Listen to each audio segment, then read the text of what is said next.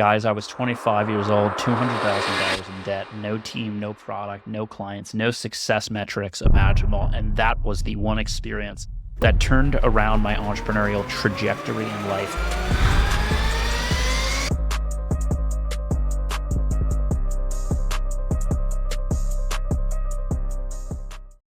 Guys, I'm Chris Hansen. I'm a serial entrepreneur. I invest and start businesses. I'm basically the guy that you go to when you want to start a business. I've helped my employees start businesses. I've helped my team members, other business partners, family members start businesses. I am the guy that can tell you exactly what you need to do to get a business off the ground in the first place, in the early stages, and then getting into a sustainable level where you can invest back in the business and run your own life well. We got a company called the One Network. We source businesses together to sort of speed up that process. It's highly designed for the solopreneur. If you're interested in that, check out the links in the bio. We've got stuff for later stage companies as well as earlier stage, 2 groups, and lots of freebies and stuff involved there for you to get involved. Topic of the video is basically most entrepreneurs have a slow start. It takes a while for them to get a business running, to be able to get money, invest in themselves. It takes them a long time to decide that they want to do the business, but it also takes a lot of time to get it running in the first place. In many cases, people give up within a year and they just don't get to that level. They go back to working their job or their career. So there's certain common mistakes that people make in starting a business that makes things take longer and be not sustainable. They just can't manage the risk of it. But what I found, having done 10 businesses, about half of which failed, half of which succeeded and were sold, is that there's usually a nexus, an event, a kind of motivational complex that allows you to succeed in business. For me, it was a very low point where I basically had nothing, absolutely nothing. Plus, I was $200,000 in business debt or personal debt. I was using personal debt to fuel the business. And really that experience made things click for me more than the previous 4 or 5 years where I was kind of goofing around doing little side hustles, at school and, typical kind of, fundraising type activity. So let me bring you back first of all to kind of where I was at when I was 25. This is like 2019 sort of area. And that would break down exactly how you can apply what happened to me, how I got from, rags to riches, so to speak, to whatever your business idea is, whether it's a SaaS, a service, B2C, it really doesn't matter. So I had basically done a tech company in school, zero revenue company. I talked about it on Twitter the other day, went viral. Luigi Mangione, the killer intern for my company. Pretty funny story in any case, been trying to get a viral tweet for a long time. But so I did that. We didn't really make any money. We sold the company, but it was like not a serious business. It was kind of like you do stuff in school to get experience, whatever. Then I got out and I just did some side hustles. Upwork, I made like $100,000 in 6 months or something doing Craigslist gigs. I didn't really know any cold email marketing stuff, so I was just basically doing people's WordPress websites, CRM setup stuff I knew how to do as like a techie kind of nerd person. And I made some good money doing that. First year out of school, I made about 150 grand from these engagements.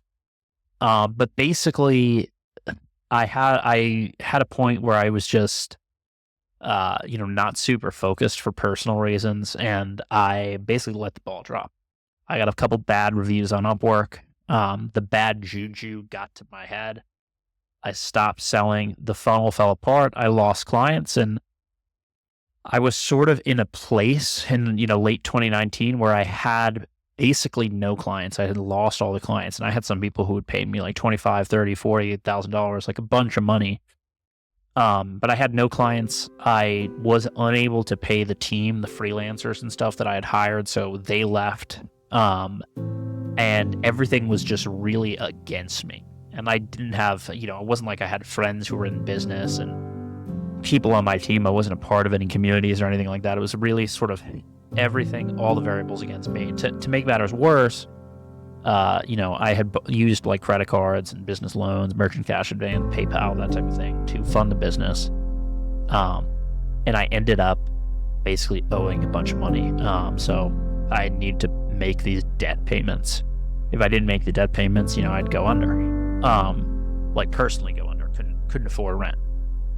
And I vividly remember going to my dad's office. My dad works in New York City. I was in New York City, and sort of pitching him my comeback plan. And at that point, everything was totally fucked. And it was the end of the year. I did not know where the next payment was coming from. And I just had to come up with a plan to get things moving, to get money in the door. And keep in mind, I'm a 25-year-old kid. I'm not like some experienced business person. I literally just got out of school, a few years prior. And I, didn't have the knowledge. So something sort of happened in my brain that hasn't really happened too many times since then. But it created a 12-month period of time where I was more successful in all aspects of life than I had ever been before. And I'm going to tell you why I think that was and how it can be applied to you. So I had this debt. I lost the people. Everybody was, fuck you. They hated me. Okay. And I paid myself. But that is the point at which you actually start to work. Before that, you're people pleasing. You're taking what comes your way. You get a referral from somebody. You get your first client. You're happy with that. You got some bread on the table. You're not chasing the wins so much. You're just chasing like the affirmation. And it becomes very interesting because you start to maximize every minute of the day and start to rank choice the tasks that actually work for making money. Most of you guys spend way too much time on things like your website, your brand design, networking, coming up with the pitch. 80 to 90% of your business work time is spent on things that don't have an impact really on your growth. You can say that they do, but I'm going to tell you something. I have somewhere between 50 and 100 clients right now, and I can come up with amazing killer copy, pitches, the entire business plan in under an hour. Okay. Business is not as complicated as people make it. You're not running SpaceX, okay, when you're running a one-person small business. You don't need to stay up all night working on the business plan. And I've known a lot of different businesses and entrepreneurs in different areas. You do need to do, though, a few things that are very hard to the average person, okay? And so I'll tell you what those things are. So basically, I sat down in this office. I had to figure out what I was going to do. I wasn't a great marketer. I didn't know really what I need to do with to get leads or meetings in the door for an agency. I didn't even have a service to offer. Like the service that I was doing, I wasn't doing anymore.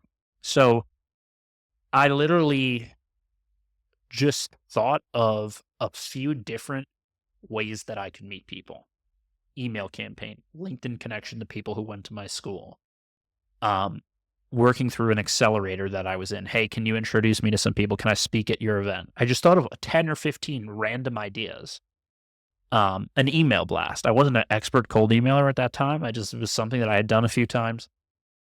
But I came up with a thing. I took maybe 10 or 15 ideas that day for generating leads and meetings. And the biggest one was literally just reaching out to people, Craigslist, Upwork, over email, LinkedIn Direct, just reaching out to people and saying, hey, I want to help grow your business. And I didn't think of anything intense or crazy. I just thought about reaching out to people to help their business. I didn't know what the price was, what I was selling, but I reached out and I scheduled these conversations. Okay. And meetings started happening on my calendar, and I was consistent. I knew I had to spend 3, 4, 5 hours a day writing messages. 50 of them might not get a response. I was writing them manually. But if I sent that many, the chances are I would get a meeting. And so I could just stack that time, really utilize my time on those actions to get meetings and get in the same room as people who have money to spend. Okay. So if you're in a situation right now where you're broke or, you're in between jobs, the first thing you got to figure out to do is how to have meetings. Okay. With people that want to spend money, whether you're B2B, B2C, whatever the hell you are, you got to have meetings with people who want to spend money. Okay. The second piece for that is you have to get comfortable asking for money. And this was a big challenge for me at the time because remember, nothing was working out for me. I saw all these great businesses that I went to college with. They're making a shitload of money. I'm sitting there about to go under. And, I just didn't have any confidence that I could do good for these businesses. But with that pressure mounting above me, I was able to really operate on these calls without any qualms or anxieties. It was get on the call, convince them 100% that I could help them, and then send them a quote for money. Contract, proposal. I created a fancy proposal. I had a whole system, but I could have done it without that. The main thing was that I knew that I had to ask for it, and I was willing to ask for it. I think about it even now. I have a relationship-driven business. I'm not pushing on every call to get a buy. I just want to establish the relationship with the people. Back then, I was pushing. I wanted to close them, even if it pissed them off. I just didn't care. I knew that I needed to get it to get out of this place, and I woke up every day knowing that. And I woke up every day knowing that if I didn't have enough meetings, I needed to do more outreach. And I just locked in, and I kept doing it, kept going back and forth between the two. And what do you know? Some people paid. Boom, they paid. Now I'm good for another couple days, another week, another month. Then you focus on those clients, you do some work for them, you make them happy, you show an immense amount of focus that no one else can compete with. And yeah, I wasn't going out probably 40, 50 weekends, not going out, not relaxing at all. I'd work till maybe midnight, 2 in the morning, get back up at 7 or 8. And I did that for a long time, probably about a year. And from that, I was able to get money. I was able to build up the money, and I put the money, I didn't spend the money. I had a reasonable lifestyle. I moved to a cheaper city, and I just started paying back the debt. And I did it in a way where I had unique and just immense confidence in those two tasks, the getting people on meetings, the selling them. The money comes in, it goes out to the debt. I didn't complicate things, and I didn't really get into any other areas. I wasn't thinking so much about marketing or social media. It wasn't important to me at that point. And really, if you're not in a space where you have money, all that other stuff is not important. And I would recommend this to anybody, even if they have massive business ambitions. Get into that momentous state of action. And for me, the debt, it put me in a position where it's just like there's no other option for you to do when you fail and you're in that situation. There's no other option. I think if I had a few clients, or I had some team members still, or I had some cash left over, I think I would have made some excuses and I would have gave up, or I would have got a job or something like that. But the way that it happened, all that pressure that was on me, I began to really start to click things together and just get out of my ego. You got to get out of your ego. You got to be stoic, and you got to realize that this is really the only thing that matters. Your, whatever personal life things that are going on. Okay. Maybe you're swiping a lot on the dating apps. Maybe you're drinking too much. None of that stuff really matters at all. if you're not successful. And I just had to push all this stuff out of my head. I had dreams in music and comedy and YouTube and all this type of shit, but I just had to push it out of my head and get focused for a while. And I was able to do that and eliminate all distractions, but it was because I knew this immense pressure of what I owed. It was in my head. It was just above me 24/7. I'm going to tell you guys, it's more effective than any performance enhancing drug, nootropic, weird sleep cycle. Just knowing the numbers and knowing what you have to do is the most effective way. I'm not saying go into debt to motivate yourself. I think for most of you, that's probably going to be a bad idea. Just because, logistically it's hard to do. I also have a lot of skills in terms of sales that enabled me to get out of that.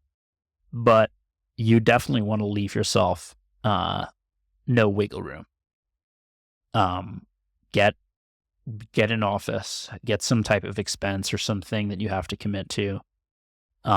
Be cool with getting rejected by people, and just be cool with being universally hated for a little while.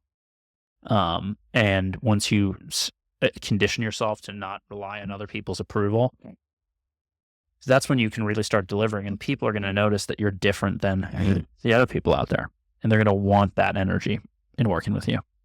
Check it out, guys. Give me a like if you like more content like this. We've got events coming up with late stage entrepreneurs, very successful people. We got the podcast every week. Check it out. I'm going to link it in the bio. If you want to join the groups, that's open to the public, and I'm happy to talk to you guys one-on-one as well. This is Chris Hansen. A lot of people ask me about the personal sacrifice in being an entrepreneur. How do you maintain your personal life? What is it like in your 20s to be self-employed and not have a job? I got out of college and I immediately went into the company that I was already working on at the time.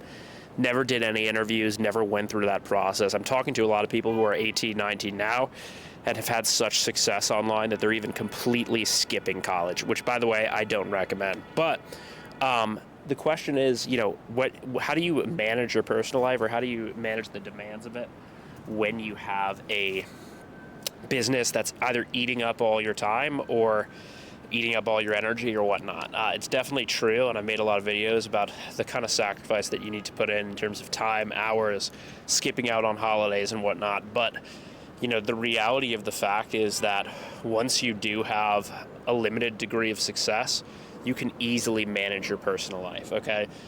Business owners, we hire people, we bring in things to create extra time and optimization. I can't tell you how many times I've hired a VA or hired a freelancer online for something, and it's ended up having a net positive effect on my personal life.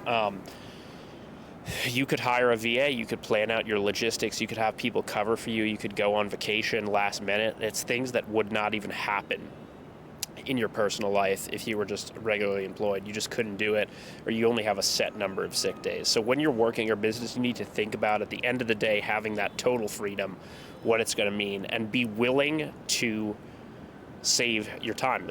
Last night I worked I basically worked the last nights. I got home at 3 a.m. And I was up at the office by 9 the last couple of days. Yes, last night was a holiday. It's Halloween here in New York. Went back on the subway late at night, seeing a lot of the ladies in the costumes.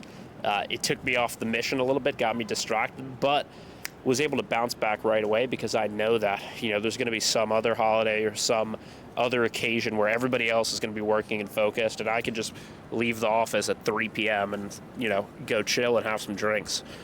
So you really got to let things balance out in your own life, but you can't have that balance without controlling the variables in your personal life.